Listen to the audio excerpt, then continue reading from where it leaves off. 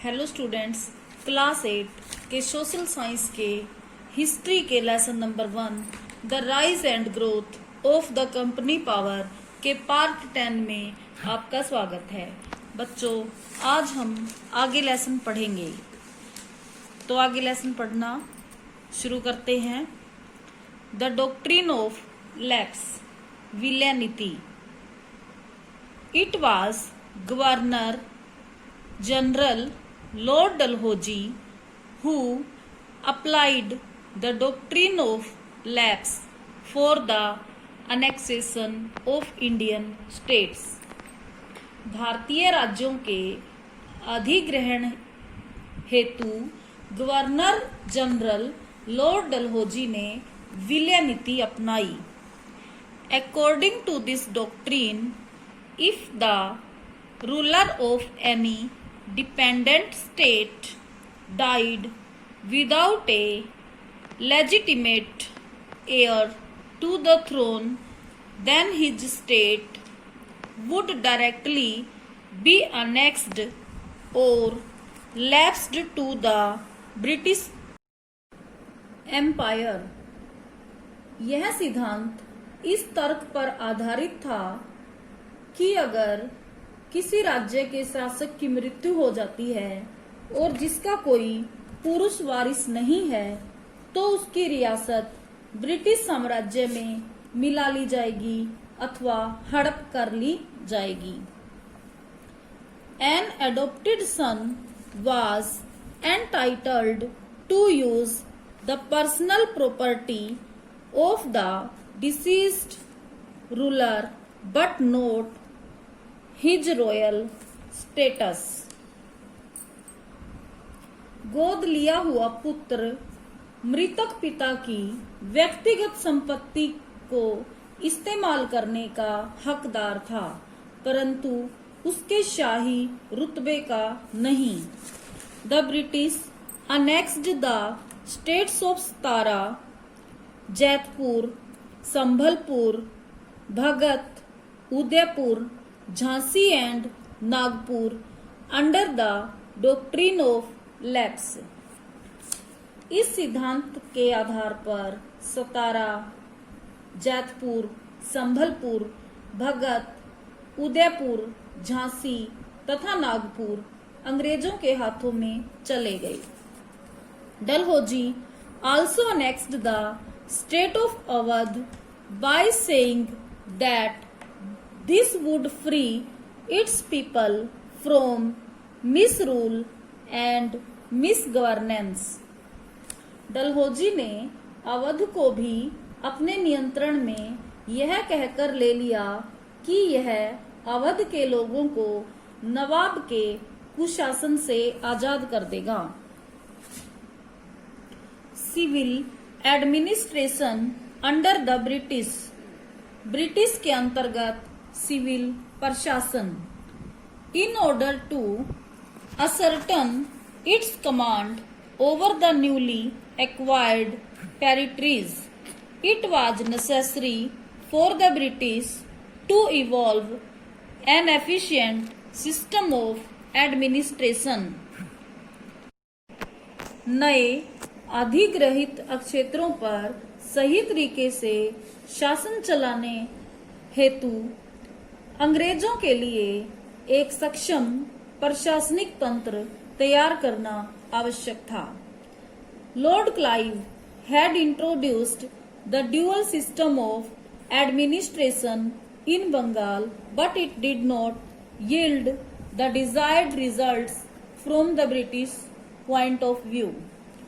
Lord Clive ने बंगाल में द्वैत शासन शुरू किया था, परंतु अंग्रेजों के दृष्टिकोण के अनुसार इससे अपेक्षित परिणाम नहीं आए।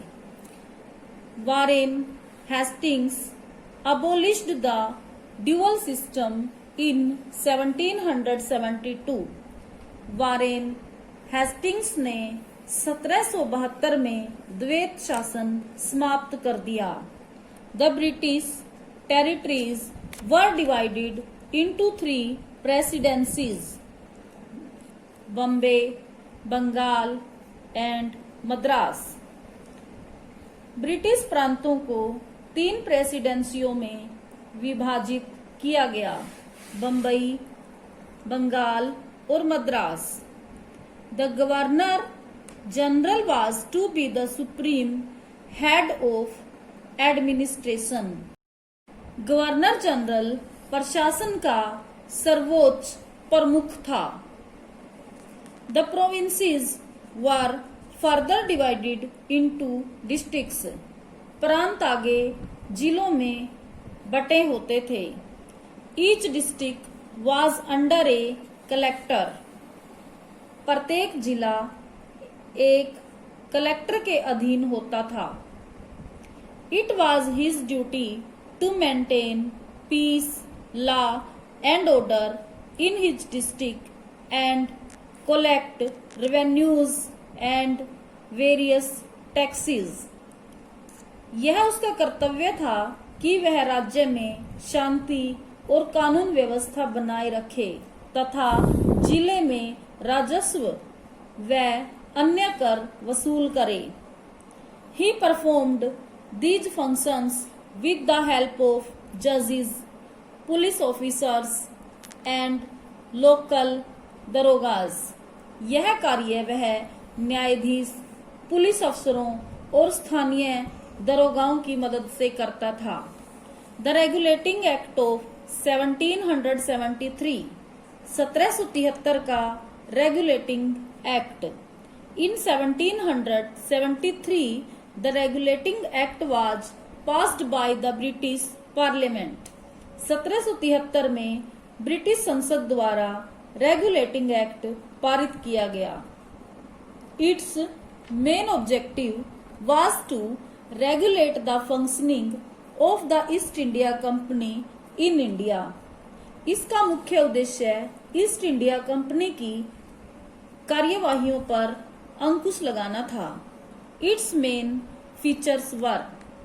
इसकी मुख्य विशेषताएं थी। The governor of Bengal became the governor general of India. Bengal का गवर्नर भारत का गवर्नर जनरल बन गया। A council of 4 members was constituted to assist the governor general।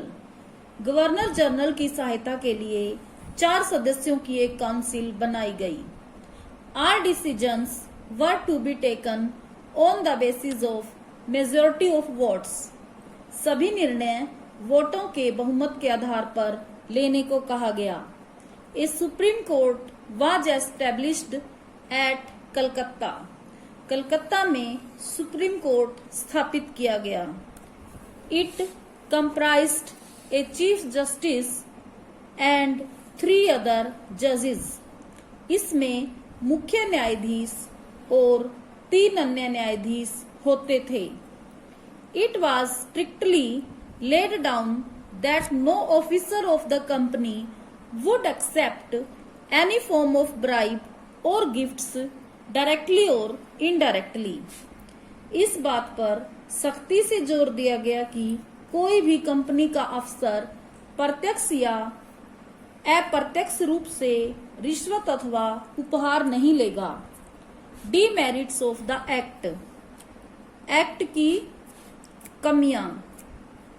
The governor general had a upper hand in all the decisions but could not exercise control over his council. सभी निर्णयों पर governor general सबसे ऊपर होता था, परंतु उसका अपनी काउंसिल पर कोई नियंत्रण नहीं था। While the Supreme Court administered English law, the other courts gave judgments in accordance with already existing laws। सर्वोच्च न्यायालय अंग्रेजी कानून के तहत प्रशासनिक कार्य करता था, जबकि अन्य न्यायालय पहले से निर्मित कानूनों के अनुसार निर्णय करते थे। The governor general could not exercise authority over the presidencies। Governor general अन्य प्रेसिडेंसियों पर जोर नहीं चला सकता था। The Pitt's India act 1784, Pitt's India act 1784. By this act, the number of members in the Governor General's Council was reduced from 4 to 3. इस act के तहत गवर्नर जनरल की काउंसिल में 4 से 3 सदस्य कर दिए गए. The presidencies of Bombay and Madras were made subordinate to the governor general and his council. Bombay और मद्रास प्रेसिडेंसियों को गवर्नर जनरल और उसकी काउंसिल के अधीनस्थ कर दिया गया. A board of control was set up in London to look after the civil, military and revenue affairs of the company. London में एक बोर्ड ऑफ कंट्रोल कंपनी के नागरिक, सैनिक और राजस्व मामलों की देखरेख करने के लिए बनाया गया. Charter acts. Charter acts.